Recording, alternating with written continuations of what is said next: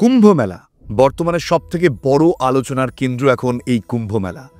কুম্ভ মেলা ভারতের সবচেয়ে বড় উৎসব, প্রতি 12 বছর পর পর অনুষ্ঠিত হয়। 2025 সালে উত্তরপ্রদেশের প্রয়াগরাজে মহাকুম্ভ অনুষ্ঠিত হচ্ছে। 13ই জানুয়ারি থেকে শুরু হয়েছে। উৎসবটি 45 দিন ধরে চলে। পৌষের পূর্ণিমায় শুরু হয় এই উৎসব, শেষ হবে 26শে ফেব্রুয়ারি মহাশিবরাত্রিতে। এবার আপনারা সবাই জানেন যে এত বড় একটা ধর্মীয় ইভেন্ট ভারতে হবে আর সেটা নিয়ে রাজনীতি হবে না, সেটা তো হয় না। অলরেডি রাজনীতি শুরু হয়ে গিয়েছে। অতি সেকুলাররা তো মাঠে নেমেইছেন, কুম্ভ মেলারই বিরোধিতা শুরু করে দিয়েছেন তারা।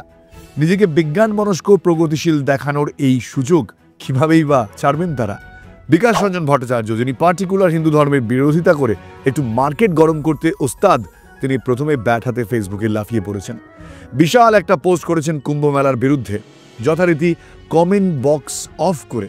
এরপর ওনার পদাঙ্ক অনুসরণ করে বেশ কয়েকজন আসরে নেমে পড়লেন মহাকুম্ভ নিয়ে রাজনীতি করতে।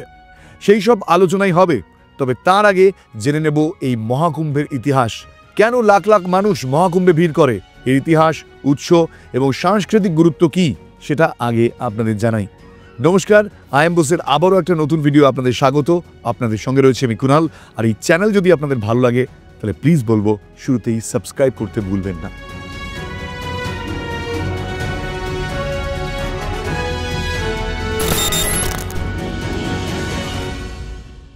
বিশ্বের বৃহত্তম প্রাচীন আধ্যাত্মিক উৎসব হল মহাকুম্ভ। বছরের পর বছর ধরে ক্রমবর্ধমান মানুষের আস্থা ও বিশ্বাস গড়ে উঠেছে এবং সেটাই ইতিহাসের রূপ নিয়েছে। কুম্ভ মেলার একটা বড় রিচুয়াল হলো স্নান করা। হিন্দু শাস্ত্র মতে 3টি পবিত্র নদী গঙ্গা, যমুনা আর সরস্বতীর মিলনস্থলে এই স্নান হয়। কুম্ভ মেলা কবে শুরু কেউ বলতে পারবে না। মৌর্য যুগের শিলালিপিতেও এই কুম্ভ মেলার কথা রয়েছে, কিন্তু রয়েছে কয়েক হাজার বছর পুরনো পুঁথিতেও। কোনো কোনো প্রাচীন শাস্ত্র অনুসারে কুম্ভ মেলা প্রথম আয়োজিত হয়েছিল সত্য যুগে। তবে সত্য যুগে প্রথম কুম্ভ ঠিক কবে এবং কোথায় আয়োজিত হয় তা কিন্তু স্পষ্টভাবে কোথাও উল্লেখ করা নেই। সমুদ্র মন্থনের পর থেকেই মহাকুম্ভ স্নান হয়ে আসছে, এই বিশ্বাস কিন্তু বহু ধর্মপ্রাণ মানুষের রয়েছে। কোনো কোনো বিশেষজ্ঞ তারা মনে করেন যে এই কুম্ভ মেলা 850 বছরেরও বেশি পুরনো। আদি শঙ্করাচার্যের হাত ধরে প্রথম কুম্ভ মেলা শুরু হয় বলেই অনেকেই জানাচ্ছেন। আবার ইতিহাসবিদদের অনেকেই বলেন যে গুপ্ত যুগে কুম্ভ মেলা প্রথম আয়োজিত হয়েছিল।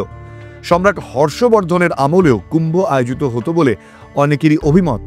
আর এই হর্ষবর্ধনের সময় কুম্ভ মেলা আয়োজন হতো এমনই অনেক প্রমাণও পাওয়া গিয়েছে। বিখ্যাত চীনা পর্যটক হিউয়েন সাং তার ভারত সফর সম্পর্কিত গ্রন্থে কুম্ভ মেলার কথা লিখেছেন।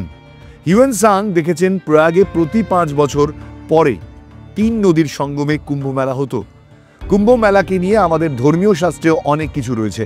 যেমন ধরুন, সমুদ্র মন্থনের গল্প রয়েছে শিব পুরাণ, মৎস্য পুরাণ, পদ্ম পুরাণ, ভবিষ্যৎ পুরাণ সহ প্রায় সব পুরাণেই এর উল্লেখ রয়েছে। সমুদ্র মন্থনের সময় অমৃত কলস উঠে আসে। অমৃতের অধিকার নিয়ে দেবতা এবং অসুরদের মধ্যে সংঘাত বাধে। অসুররা অমৃত কলস দখল করে নিয়ে পালিয়ে যায়। বিষ্ণু এই অমৃত কলসকে রক্ষা করতে এক সুন্দরী অপ্সরা রূপমোহিনী হয়ে অসুরদের ভুলিয়ে তাদের হাত থেকে রক্ষা করলেন অমৃত কলসকে। অমৃতের অধিকার নিয়ে সংঘাত তীব্র হলে দেবরাজ ইন্দ্রের ছেলে জয়ন্তর হাতে অমৃতের কলস তুলে দিলেন বিষ্ণু। জয়ন্ত কাকের রূপ নিয়ে কলস ঠোঁটে করে উড়ে যান, আর সেই সময় কয়েক ফোঁটা অমৃত 4 জায়গায় ছলকে পড়ে। এই 4টি স্থান হলো প্রয়াগরাজ, মানে যার আগের নাম ছিল এলাহাবাদ, উজ্জয়ন, হরিদ্বার এবং নাসিক। যেখানে অমৃতের এই ফোঁটা পড়েছিল সেখানে সেখানে কুম্ভ মেলার আয়োজন হয়। পুরাণ অনুসারে জয়ন্ত কাকের রূপ নিয়ে অমৃতের কলস ঠোঁটে নিয়ে উড়ে যাওয়ার সময় তার মুখে কিছুটা অমৃত লেগে গিয়েছিল, আর সেই কারণে কাকেদের দীর্ঘ জীবন। এছাড়া দুর্বা ঘাসের উপরেও অমৃতর ফোঁটা পড়েছিল, তাই দুর্বা ঘাস পবিত্র, সব জায়গায় আশীর্বাদ করতে লাগে। প্রয়াগরাজে মহাকুম্ভ আয়োজিত হওয়ার বিশেষ কারণ হলো এখানেই গঙ্গা, যমুনা, সরস্বতী এই 3 নদীর সঙ্গম রয়েছে।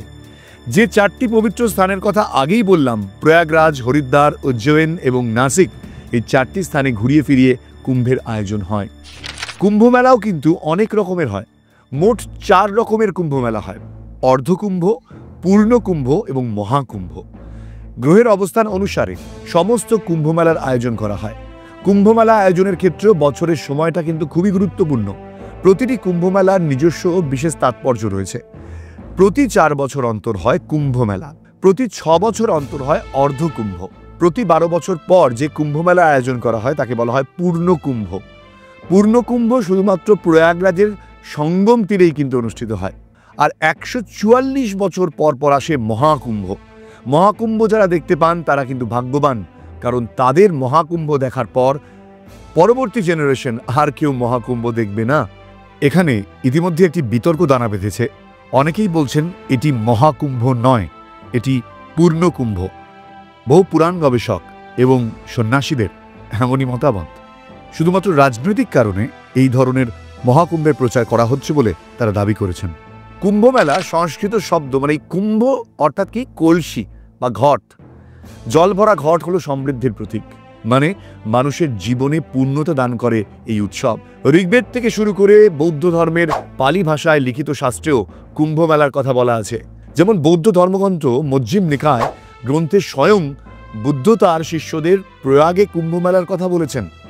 মহাভারতের তীর্থযাত্রা পর্বেও কুম্ভ স্নানের বিধি দেওয়া আছে। কামা ম্যাকলিনের মতন ভারত বিষয়ে পণ্ডিত হন আর এরিয়েল গ্লুকলিনের মতন ইতিহাসবিদ প্রত্যেকেই কিন্তু বলেছেন কুম্ভ মেলা বহু প্রাচীন। হরিদ্বার কুম্ভ মেলার একটি প্রাথমিক বিবরণ ক্যাপ্টেন টমাস হার্ডউইক 1796 সালে প্রকাশ করেছিলেন।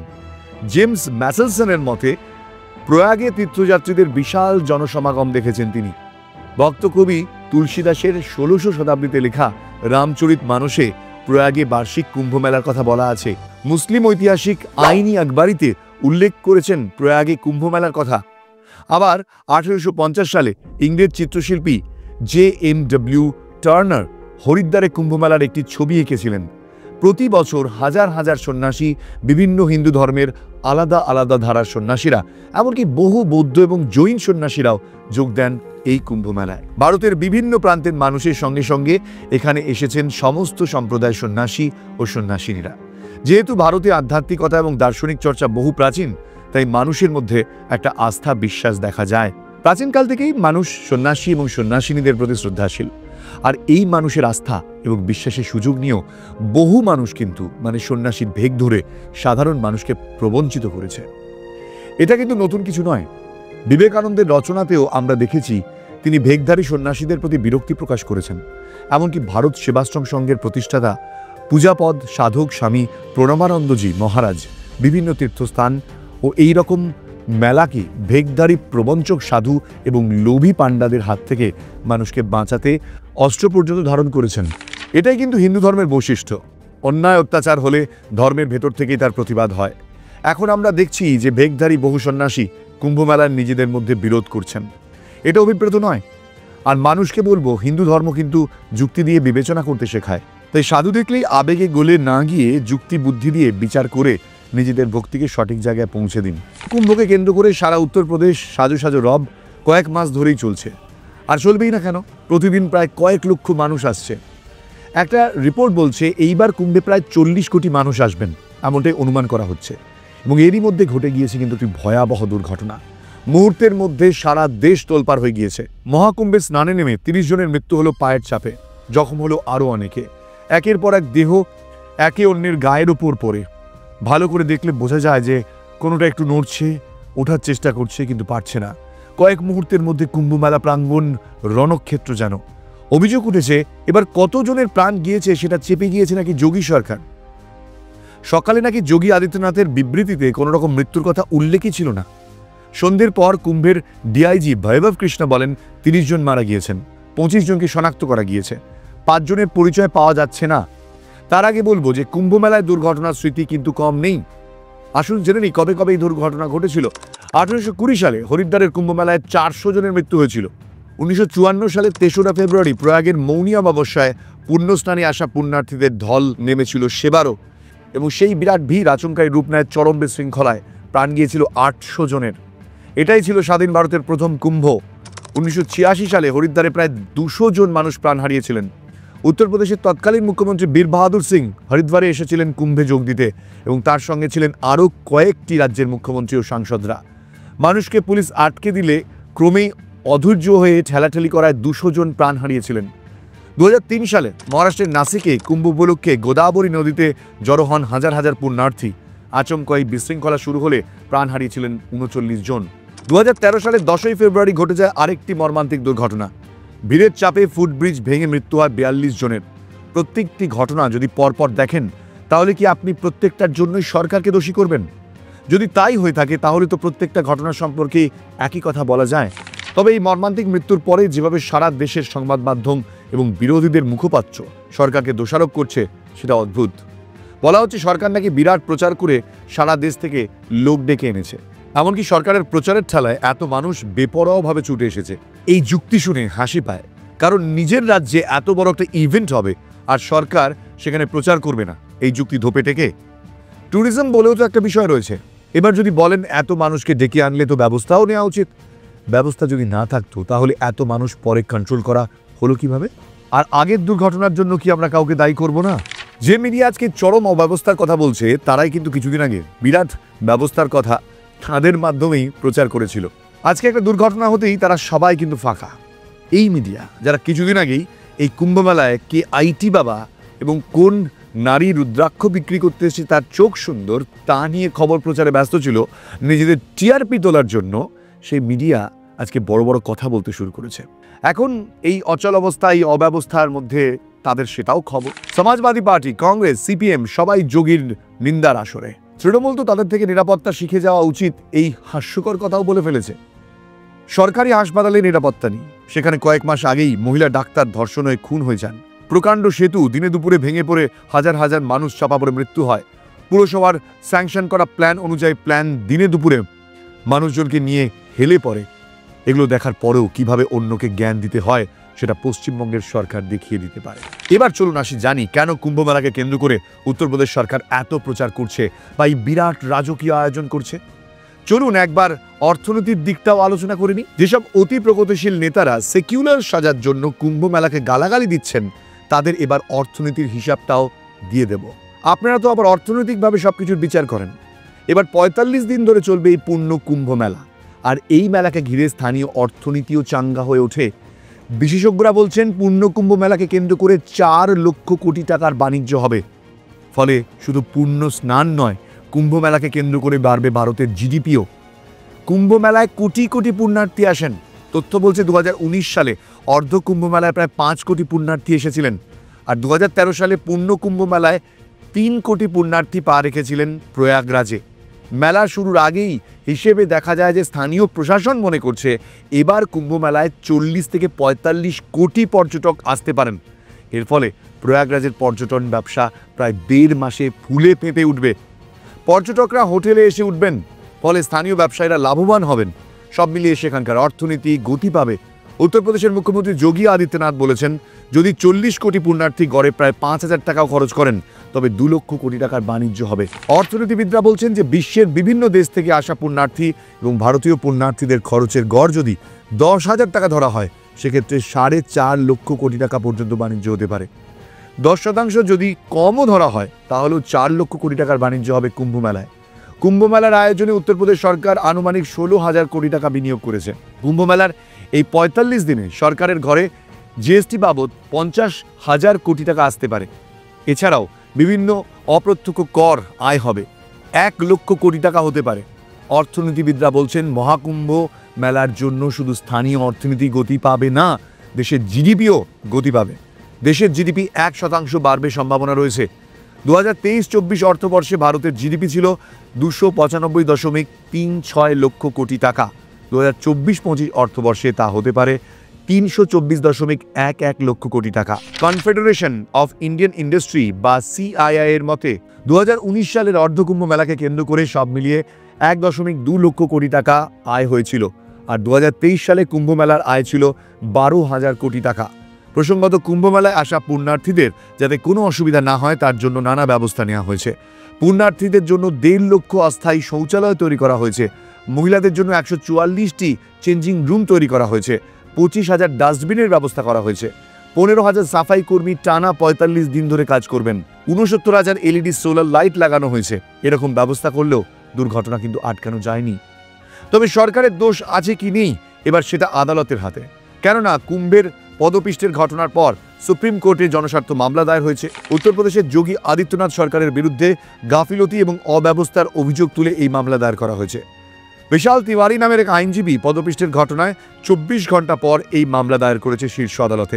মামলাকারীর আইনজীবীর বক্তব্য, যে সমস্ত রাজ্য থেকে মানুষ মহাকুম্ভে আসছেন সেই সব রাজ্যের সরকারদেরও উচিত তাদের বাসিন্দাদের সুরক্ষা নিয়ে ভাবা, আর এর জন্য একজোট হয়ে কাজ করতে হবে।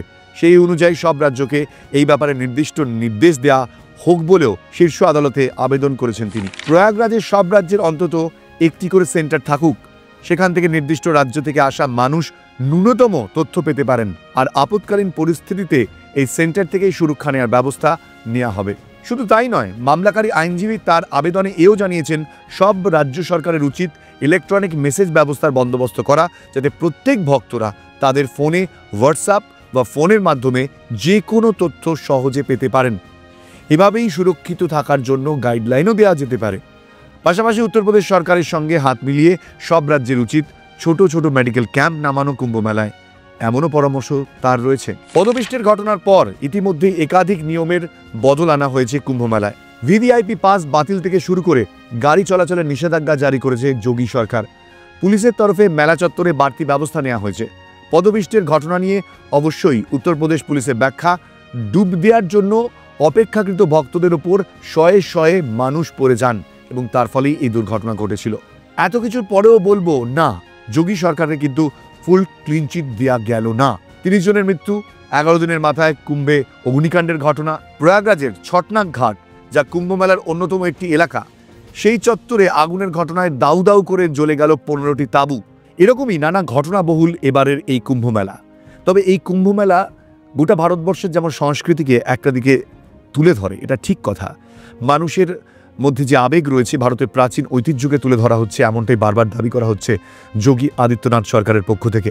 কিন্তু এটাও মাথায় রাখতে হবে, যদি একটা জায়গায় কোটি কোটি মানুষ তারা সেখানে গিয়ে জমা হন, তাহলে এই ধরনের বিশৃঙ্খলা আটকানো কিন্তু এত সহজ নয়। যেভাবে কুম্ভমেলায় প্রত্যেক দিন লাখো লাখো গাড়ি গিয়ে পৌঁছচ্ছে, কোটি কোটি মানুষ গিয়ে পৌঁছচ্ছেন, সেখানে আপনাদেরও বুঝতে হবে এ দায়িত্ব কিন্তু আপনাদেরও। কারণ পুণ্যস্নান করতে গিয়েছেন মানুষ, এটা যেমন ঠিক, মানুষের আস্থা, আবেগ সেটা যেমন একটা দিক, তেমন এটাও মাথায় রাখতে হবে একসঙ্গে এত মানুষ একটা জায়গায় জড়ো হলে সেখানে নিরাপত্তা ব্যবস্থা ভেঙে পড়তে পারে, এ ধরনের ভয়ঙ্কর ঘটনা ঘটতে পারে। তাই নির্দিষ্ট কোন দিনগুলোতে যাওয়া উচিত আর উচিত না, যে বারবার সচেতনতার বাণী বা যে ধরনের মেসেজ স্প্রেড করা হচ্ছে প্রশাসনের পক্ষ থেকে, সেগুলো কিন্তু আপনাদের একটু নজরে রাখা উচিত। কারণ এ দায়িত্ব শুধুমাত্র প্রশাসনের নয়, এ দায়িত্ব আমার এবং আপনারও। তাই আপনারা যারা কুম্ভে যাওয়ার কথা এখনও ভাবছেন, তাদের উদ্দেশ্যে বলি, প্লিজ এই সিকিউরিটি মেজারমেন্টগুলো কিন্তু মাথায় রাখবেন। ভালো থাকবেন। এই ভিডিও এখানেই শেষ করলাম। কেমন লাগলো প্লিজ কমেন্টে জানাতে ভুলবেন না। আর হ্যাঁ, আইএমবোস ভালো লাগলে অবশ্যই বলবো সাবস্ক্রাইব করতে ভুলবেন না। আপনাদেরই চ্যানেল, আপনাদের জন্যই নানা তথ্য নিয়ে আসি। ভালো লাগে আমার সঙ্গে থাকবেন। আর যদি আমার ইনস্টাগ্রাম আইডি ফলো করতে চান, IAM_কুনাল বোস, এখানেও চলে আসতে পারেন। দেখা হবে আবার একটা নতুন ভিডিওতে। আপাতত এখানে শেষ করছি। জয় হিন্দ।